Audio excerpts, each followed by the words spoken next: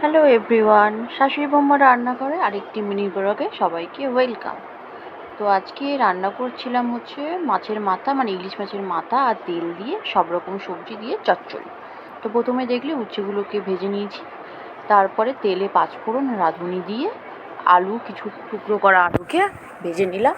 তারপরে আবার কেটে টুকরো করা মূলো দিয়ে আলু আর মূলো একসাথে নাড়াচাড়া করে ভাজছিলাম। তারপরে এদিকে বড়ি ভাজা রয়েছে, মাছের মাথা রয়েছে, উচ্ছে আগে থেকে ভেজে রাখা আছে, এটা বাঁধাকপি আর বটবটি দিয়েছিলাম। তো ওগুলো কড়াইতে দিয়ে দিলাম, দিয়ে ওগুলো একটু নাড়াচাড়া করে ভাজা ভাজা করতে হবে।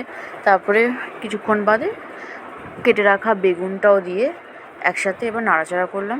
নাড়াচাড়া করার পরে অল্প আদা, হলুদ গুঁড়ো, তারপরে জিরে গুঁড়ো, এর সঙ্গে মাঝখানে নুনও দেওয়া হয়েছিল, ওটা স্কিপ করে গেছি। নুন দিয়ে ওগুলো আবার নাড়াচাড়া করতে হবে। তারপরে ভেজে রাখা ইলিশ মাছের মাথাটা দিয়ে নাড়তে হবে, আর মাছের মাথাটা একটু ভেঙে টুকরো করে দিতে হবে, নাহলে ভালো হবে না।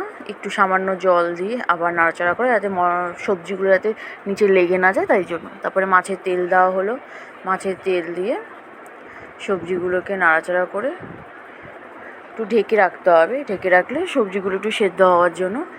ঢেকে রাখার পরে তারপরে একটু চিনি দেওয়া হয়েছিল সামান্য, তারপরে কাঁচা লঙ্কা আর ভেজে রাখা উচ্ছেগুলো দিয়ে আবার কড়াইতে ওগুলো আবার নাড়াচাড়া করে ভেঙে রাখা বড়িগুলো দিয়ে আবার নাড়িয়ে চাড়িয়ে নিয়ে একটু ঢাকা দিতে হবে। ঢাকা দিয়ে সবজিটা একটু ভালো সেদ্ধ হবে।